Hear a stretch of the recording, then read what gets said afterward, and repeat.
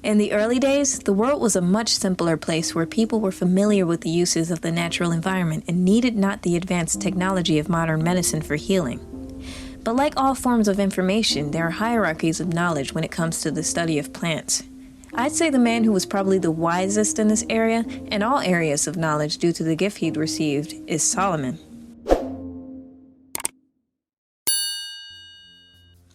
Fact number 1, when Solomon was granted wisdom, he also gained the knowledge of all plants and their uses in medicine. This can be found in the Wisdom of Solomon chapter 7, which is one of the books of the Apocrypha. In verses 17 through 21, Solomon lists all the things in which he was knowledgeable. He mentions the diversities of plants and the virtues of roots, and all such things that are either discreet or manifest, them I know.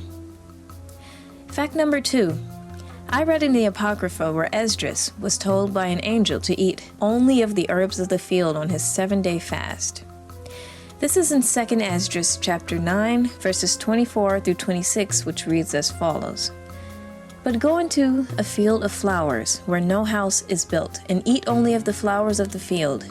Take no flesh, drink no wine, but eat flowers only. And pray unto the highest continually, then I will come and talk with thee. So I went my way into the field which is called Ardith, like as he commanded me, and I sat there among the flowers, and I did eat of the herbs of the field, and the meat of the same satisfied me.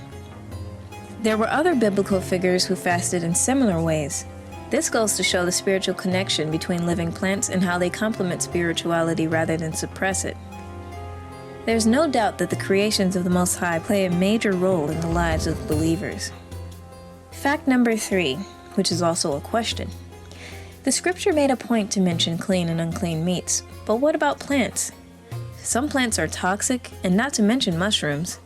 At times, I wonder if there was a point in history where people would risk sampling unknown plants and simply note whether or not the effect was death or healing. Despite my silly wonderings, however, I do have reason to believe that there might have been a reference book for plants in ancient times. Fact number 4, the book of Jubilees mentions that angels gave Noah information that he wrote in a book. This is specifically mentioned in the book of Jubilees, chapter 10, verses 12 and 13, which reads, And we explained to Noah all of the medicines of their diseases, together with their seductions, how he might heal them with the herbs of the earth. And Noah wrote all things in a book, as we instructed him concerning every kind of medicine. Thus evil spirits were precluded from hurting the sons of Noah.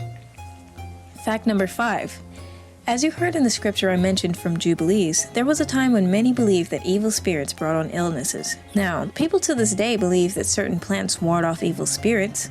Surely there are many layers to reality, and they all work in their respective realms to affect one another. As all science knows, just because a thing is not observable to the naked eye, doesn't mean it doesn't exist and does not affect our world. With all the talk of quantum physics and quantum entanglement, how can one claim that science is in any way more probable than spiritual concepts? In ancient times, this belief was common, and my question is, what do you believe? Do you believe that evil spirits can bring on illnesses? Let me know in the comment section.